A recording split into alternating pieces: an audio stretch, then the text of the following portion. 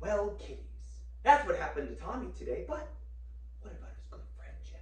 Well, Jeff had a good time too. Tonight he went running off into the woods after some Highland hothead who was going to make all the people disappear by crossing the wrong street. Well, after a while, he thought he saw a bird perched low in a branch and he shot at it. Something fell to the ground. He rushed over to it, and what do you think it was?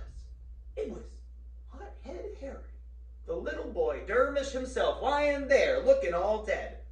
Well, to kill somebody anywhere else in the world would be a mighty awful thing. But Harry was a resident of the little town that doesn't exist. He probably never even lived there. Chances are the woods didn't even exist. In fact, the whole day probably never even happened because this whole thing is a fairy tale. Dreams, my boy, made up out of broomsticks and wishing wells.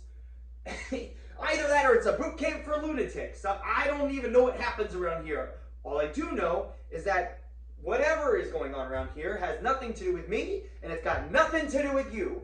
And whatever happens to either of us doesn't count. How can it when you don't even understand?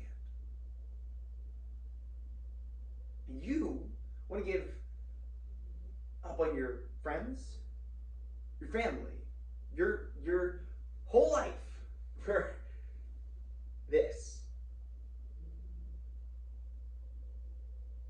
It's not even worth arguing about. Now, go say goodbye to your little friends and thank them for the picnic.